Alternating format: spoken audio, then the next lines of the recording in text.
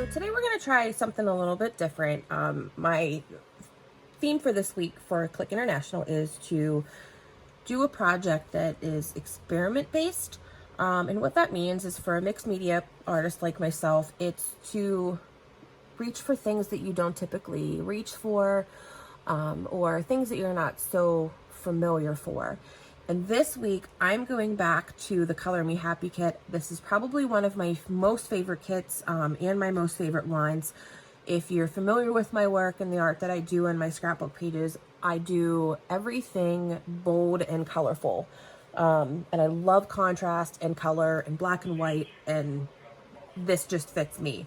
So I'm going to go back and try to use what pieces of this kit that I have left. There's some things that I haven't even touched, like washi strips. I haven't even used any of the labels. I don't know if I'm going to use any of this, but I pulled everything that I had of this out. There's a couple frames. I have some alphas.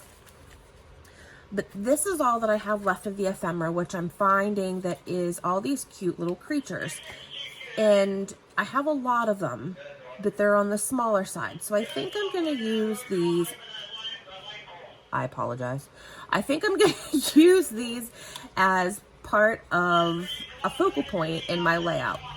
I'm not going to do, I have an idea. And then I have some of these phrases left, and they're really cute.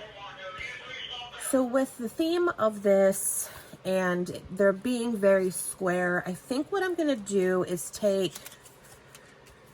some of these. I have a few papers left, actually more than what I thought. I'm hoarding this and I'm afraid to use it. I just need to use it before I fall out of love with it, or the next kit comes out from Pretty Little Studio that I'm head over heels for, or, I mean, as crafters, I'm sure you know how that all goes. But this paper, the square, is, I mean, it's busy, but it's not, there's not a whole lot going on compared to some of the other pieces in this line. This is another one that's almost like a nice neutral background. Same with this one, but these other ones I don't think are gonna work for my plan. And this is so cute. I'm hoarding this one. I don't know what I want to do with it. Someday I'll figure it out. So along with these, there's 3 colors of solids, 2 in this kit, and I haven't used any of those. So my plan is to experiment with neon colors. I have these Dylusions paints. I want to say all 11 or 12 of them. And I love these. These are so fast drying. Probably the fastest drying acrylic paints that I've ever used. So I'm hoping that this is going to work. So I'm going to pick a couple of these neon colors. I don't want to pick too many. Maybe 3. Let's look real quick. So here's something with a lot of color, and then these have a lot of color. So the yellow for sure. I like this pink, but I think it might be too pink, but this red might not, or this red might be too dark. So this might end up either being this pink or this red, or a combination of the two. Not sure. Now there's no orange, so I think I'm going to skip that fluorescent orange, but I am going to use the purple because there is some lavender in here. And I think that'll pick that up. So let's do this. Let me move all of this stuff to the side, out of the way, because I know once I start paint, it's going to fly. And when the paint flies, everything's going to be neon. And I have this too. This is another one of those. I've been hoarding it. I love vellum. I love this paper. I'm afraid to use it, and I don't know what to use it for in a way that I know that I'll love it whenever it comes out. So if you have any suggestions, recommendations, maybe a project you've used a vellum like this in the past, I would love to hear suggestions. So we're just going to be real, because it's about to get real neon on my desk here. Make some room here. Okay, so paint, purple, hot pink, yellow. To my right, I have this flat plate. It is just a plastic, plain white plate. I use this to mix a lot of my watercolors on. But now that I say that, I'm not going to use this. We're going to use this because I don't want this getting stained and not being able to use on the watercolor. So we're going to revert to this thing. This thing is just one of those clear plastic cases. My glass screen protector for my phone came in it, and the Dollar Tree works. It's going to work great. And then I have two flat rubbered brushes that I'm going to use. This is a Prima inch and a half, but this is rubbered on the top, so it's not bristle. This is about an inch.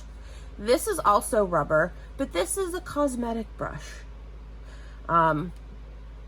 Dollar Tree used to carry these not too long ago. In fact, they even still might, but it has like a little bit of a rounded tip on it when you get it, but it's so easy to cut. I just cut it with a straight knife, razor blade, pair of scissors, whatever you have.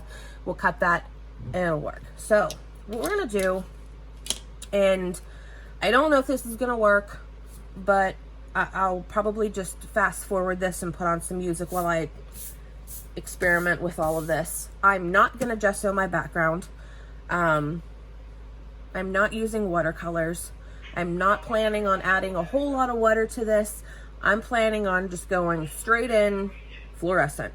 And what I'm gonna do is try to recreate squares using those fluorescent colors. But I'm not sure yet if I'm gonna do the squares in a random pattern or if I'm gonna try to keep it 3 by 3. I think I'm gonna go, no, I don't know. Let's look for a second. I really want to use these guys in my squares. So I have 1, 2, 3, 4, 5, 6, 7. Let's go 3 by 3. That'll give me 7 characters to put inside 7 of my squares. I'll have 2 squares left. I have no idea what photos I'm using yet at this point. No clue. We're gonna wing it. And that'll leave me 2 squares that I can add 2 photos into. So, or we can use something like this, or I can use even these. So let's do that. Let's do 3 inch by 3 inch squares. That'll give me 3 here, 3 and 3. I'm not getting out a ruler. I'm not gonna make it perfect. The only thing that I am gonna do before I get started is I'm gonna take off my branding strip at the bottom, and let's get started.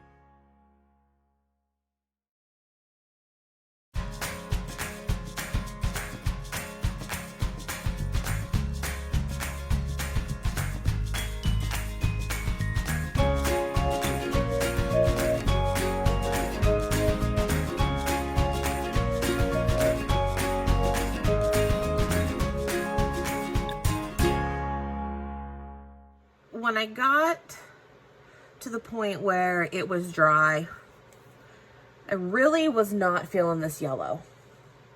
I'm learning quickly that the fluorescent yellow, it's called Lemon Drop. It's not my jam, and I think it's just because it's not working for how I had it in my mind, and I kind of got frustrated with it. So then I brought in the green, and the green is Dirty Martini. So I had some of the yellow left on my palette, added some green to it. It brightened it up, so I went with it. And I didn't mind that. The orange still shows through a little bit, the yellow still shows through, the green shows through. So I was happier with that. And it's also going to tie in with my pictures, because at this point I now know what pictures I'm using. I'm using a couple, I think I'm going to actually make this a 3-photo layout. I'm using some photos from Easter this year of my son, and there's a lot of green in the backgrounds from being outside, plus his Minecraft hoodie, so I think it's going to go well. And I think I'm going to take these 3 photos and lay them over those yellow sections to help tone it down a little bit, because for me, it's still too bright.